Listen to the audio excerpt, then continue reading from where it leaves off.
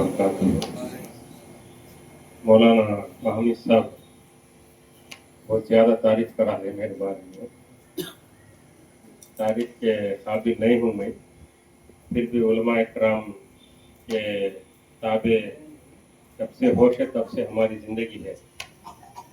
तो अल्हम्दुलिल्लाह ये मदरसे को देखे तो बहुत खुशी होती और ये मदरसे को इंशाअल्लाह और भी तरक्की करना और भी मदरसे से बहुत सारे मुसलमान बच्चे यहाँ से दीन से भरपूर जो है फैज़ होना और पूरे दुनिया भर में यहाँ से फारिग होकर बच्चे दीन की मेहनत करने का एक जज्बे के साथ जाने की मैं जो उम्मीद करता हूँ।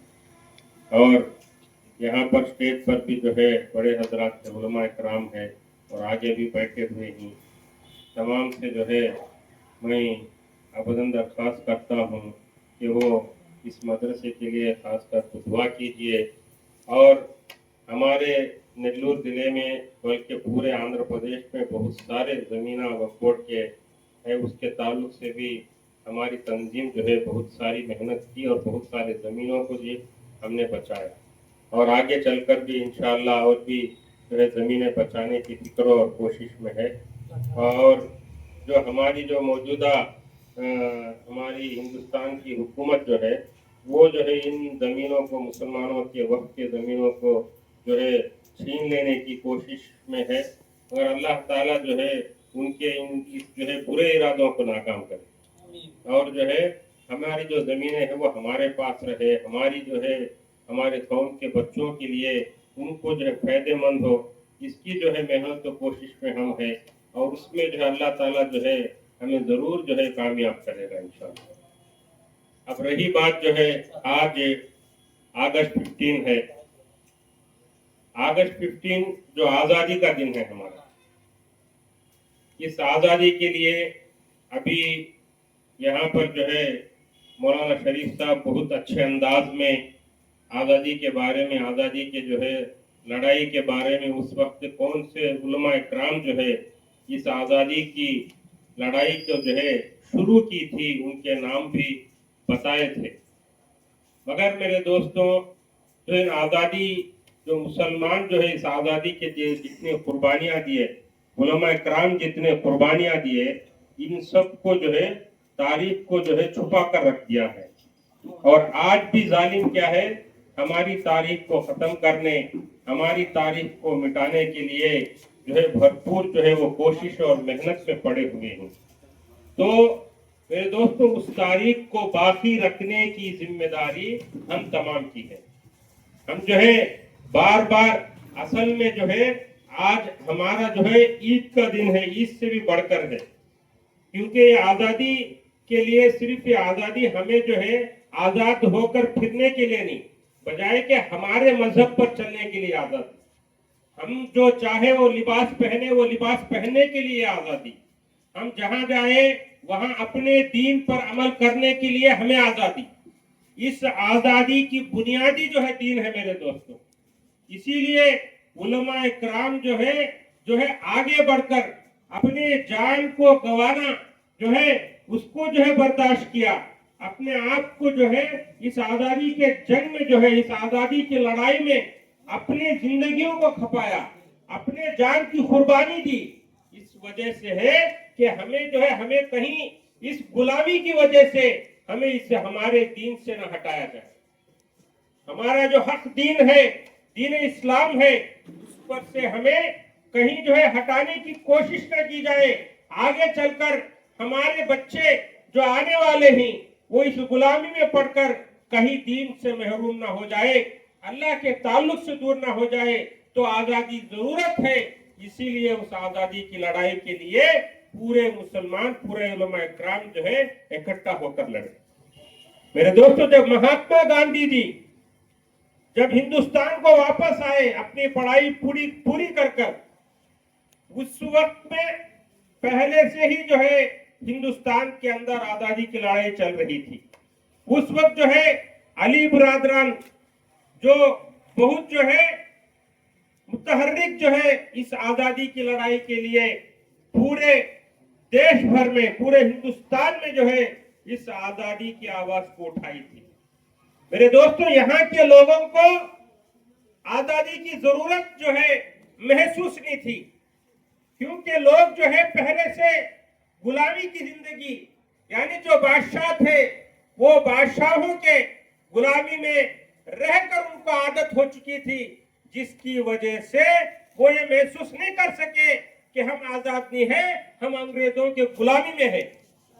आज जो मेरे दोस्तों, हम जो आजादी की जो है जश्न मना रहे हैं, उस आजादी की जरूरत है बोल के इस सबसे पहले जो है उलमा इकराम ने आवाज उठाई। और जब गांधी जी ने जब ये आजादी की लड़ाई को देखा तो उन्होंने भी ठान ली, हमें जो है हमारे हिंदुस्तान को अंग्रेजों से आजाद कराने की बहुत जरूरत है। इसलिए गैर मुस्लिम भाई थे, जो हिंदू भाई थे, जो सिख भाई थे, जो ईसाई भाई थे, उन तमाम को करने की कोशिश जो है गांधी जी ने की। उस वक्त पूरे मुसलमान जो है उनका साथ दिया। अभी मौलाना शरीफ साहब ने जो है एक वाकया सुनाया कि जो केरला में क्या हुआ, तकरीबन 20,000 से ज्यादा मुसलमान जो गांधी जी के साथ खड़े थे, जो आजादी की आवाज जो गांधी जी ने उठाई, उनके हाँ में हाँ मिलाई, जिसके बिना पर 20,000 से ज्यादा मुसलमानों को इन जालिम अंग्रेजों ने कत्ल कर दिया। तो मेरे दोस्तों, हमारे बड़े, हमारे जो है बड़ों ने उनकी कुर्बानियां देने के बाद जो है आज क्या है, आजाद हम जो है अपने हिंदुस्तान में आजादी के साथ जिंदगी गुजार रहे हैं। और मौलाना ने यह भी कहा कि खान अब्दुल गफ्फार खान, जिनको जो है सरहद गांधी कहते हैं, उन्होंने कैसी ऊंची बात कही कि जितने पठान जो है अंग्रेजों के फायरिंग में मारे गए, अगर आप देखा जाए तो एक भी पठान ऐसा नहीं मिलेगा जिसके पीठ पे गोली हो, तमाम के सीने पर गोली चलाई गई, कि एक भी जो है मुंह फेर कर जो है उस अंग्रेजों के फायरिंग में पलट करने जाने की कोशिश नहीं की, बल्कि सामने खड़कर उन जो है अंग्रेजों का मुकाबला कर अपने जान को गंवाई। ये आजादी की लड़ाई। तो मेरे दोस्तों, इसी तरह जिस तरह आगे बढ़कर जान को जो है लगाकर जो है आजादी की लड़ाई लगाई, इसी तरह अशफाकुल्लाह खान कैसे ऐसे नौजवान की जो है अंग्रेजों की जितने ट्रेनें चलती थी, उन ट्रेनों पर जो है हमला कर उससे बंदूकें या दूसरा माल लूटकर जो आजादी की जो है लड़ाई लड़ते थे उनका साथ देते थे। तो उनको पकड़ करके अंग्रेजों ने क्या किया कि उनको जो है उनको उरी डालने का फैसला कर दिया, और वो हंसते हंसते इस जो है भारत के लिए, इस हिंदुस्तान के लिए उस कत्ल को जो है उस उरी डालने के लिए क्या है वो फांसी डालने पर भी जो है वो कुछ जो है डगमगाए नहीं, रोए नहीं, बल्कि मेरी इस भारत की मिट्टी के लिए मैं जान दे रहा हूं, शायद अगर हो सके तो मेरे कफन में थोड़ी मिट्टी डाल देना। तो ऐसे जो है शहीद हुए। ऐसे मेरे दोस्तों बहुत सारे मुसलमान, अभी जो है एक वाकया सुना, उसमें एक साहब यूं कहते हैं कि कलकत्ता से लेकर दिल्ली तक जितने पेड़ थे, हर पेड़ पर एक आलिम को जो है फांसी देकर लटकाया गया। अंदाजा लगाओ कितने लाख जो है पेड़ होंगे। तो वो जो है अपने जानों की कुर्बानी देने के बाद अंग्रेजों ने क्या है इस आजादी के लिए, इस भारत को छोड़ने के लिए तैयार हुए। तभी तो मौलाना अबुल कलाम आजाद ने वो आवाज उठाई, भारत छोड़ो आंदोलन का आवाज उठाई। जो पहले शख्स थे, जो मौलाना अबुल कलाम आजाद ने भारत छोड़ने की जो आवाज उठाई, इसके लिए कहा अंग्रेजों को। ये आवाज उठाने पर पूरे जो है मुसलमान नहीं बल्कि गैर मुसलमान हिंदू भाई भी उनके साथ खड़े हो गए। पूरे देश भर में जो है आंदोलन शुरू हो गए, रोडों पे, रस्तों पे लोग जमा हो गए, एक ही आवाज उठा रहे थे कि अंग्रेज अब तुम जो है भारत छोड़ना है, तुम्हें भारत छोड़कर हम जो है हिंदुस्तानियों को हमारा देश जो है कबला कर वापस जाना है, ये आवाज उठाने पर अंग्रेजों ने मौलाना अबुल कलाम आजाद को 10 साल के लिए काला पानी जेल में डाल दिया। 10 साल। मेरे दोस्त, कितनी बड़ी बात होगी। आज क्या है, 1 घंटे के लिए भी स्टेशन में बिठा ले तो बखर आए थे, खाली स्टेशन में बिठा जेल में डाल डाले 10 साल काला पानी में। तो ऐसे हमारे उलमा की जो है कुर्बानियां, ऐसे अब जो है सबसे पहली जो जंग हुई थी तारीख में अंग्रेजों के साथ, वो कौन थे? सिराजुद्दौला। जो उनकी फौज में तकरीबन 1,25,000 उनकी फौज थी। कितनी? 1,25,000। और अंग्रेजों की फौज 13,000 थी। मगर फिर भी अंग्रेज क्या है, ऐसी चाल चले कि जो है, जो सिराजुद्दौला साहब के जो उनके साथ में थे जो लोग, उनको जो है, उनको गद्दारों को जो है उन्होंने खरीद लिया। उनको जो है बादशाहत की जो है उनको लालच दिलाई, उनको उसकाया, अगर तुम इस जंग में हमें साथ दोगे, तुम जो है सिराजुद्दौला के उनके खिलाफ जो है अगर काम करोगे, हम अंग्रेजों का साथ दोगे, और उसके बाद जो हुकूमत पे जो है तुम्हें बिठाएंगे, तुम्हें उस कुर्सी में बिठाएंगे। इस तरह से उनके साथ सिराजुद्दौला के साथ रहने वाले बाद लोगों को जो अहम समझे जाते थे, उन लोगों को लालच दिलाकर उनको गद्दारी करने पर उस्काया। तो जिसके बिना पर क्या है, 1,25,000 फौज होने के बाद भी सिराजुद्दौला को अंग्रेजों ने कत्ल कर दिया, शहीद हो गए। तो हमारे मुसलमानों बादशाहों ने खुद जो है अंग्रेजों के खिलाफ जो है जंग लड़ी। उसके बाद जो है ऐसे कई जंग चले। अभी मौलाना ने फरमाया टीपू सुल्तान रहमतुल्लाह अलैह जो सबसे पहले क्या है मिसाइल को तैयार किया अंग्रेजों के खिलाफ, पूरी दुनिया में कहीं नहीं था वो टेक्नोलॉजी। जो टीपू सुल्तान रहमतुल्लाह अलैह ने जो टेक्नोलॉजी से जो है जो मिसाइल बनाई, अंग्रेजों पर उतारी, और अंग्रेज जो है उनसे जितनी बार लड़ते थे उतनी बार हार कर जो है मुंह फेर कर चले जाते थे।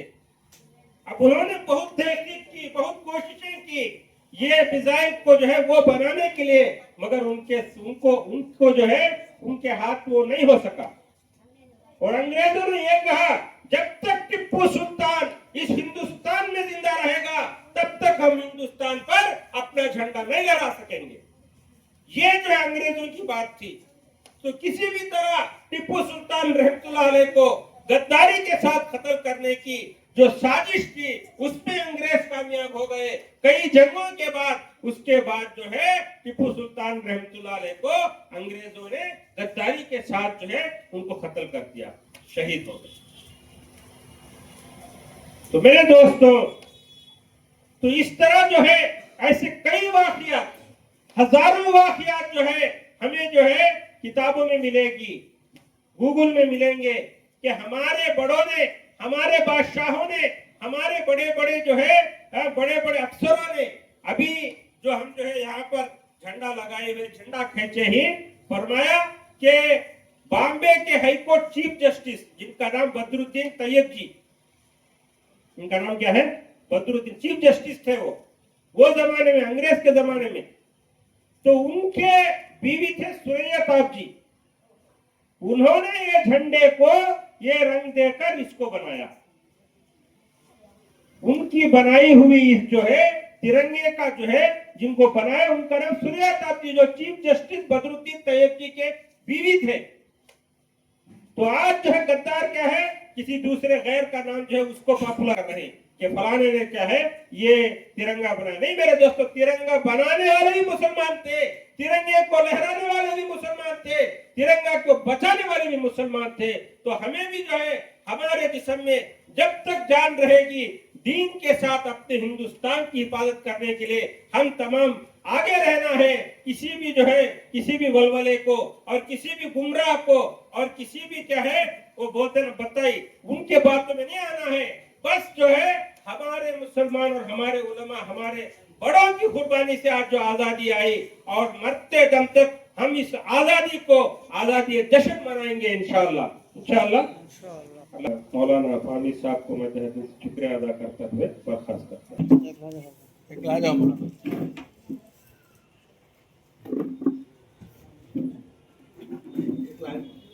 कंटिन्यू बता दो आप कुछ खत करो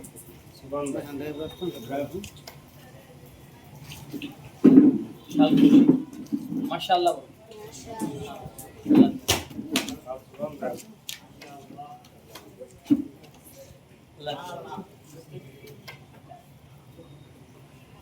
मुताहर कहाँ है बा?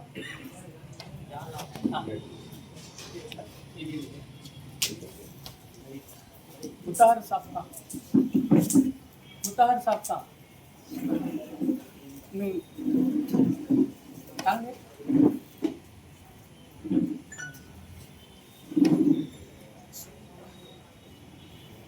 आज के सफर से ये भी ताज़ा आए हैं हमारे हाजी साहब की भी जो है ख्याल मौजूद है।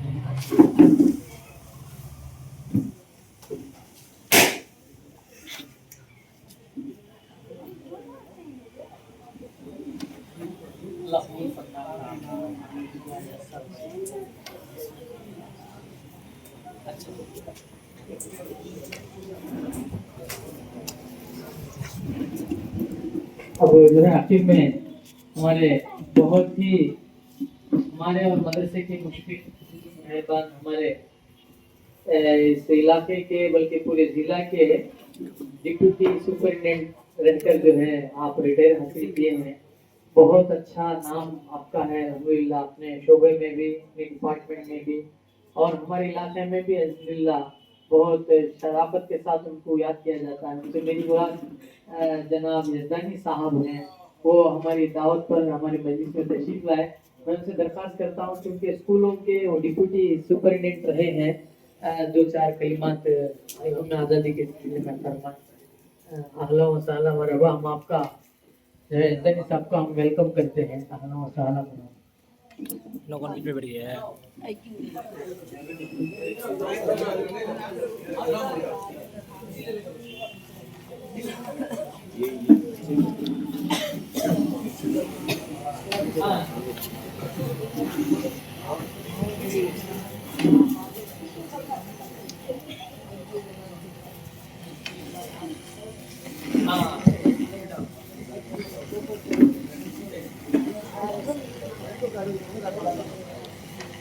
अस्सलाम वालेकुम रहमतुल्लाहि व बरकातहू।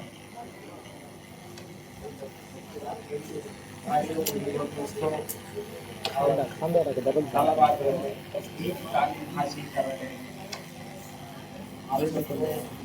और प्रयास को है हमारे बड़े बुजुर्ग नजीब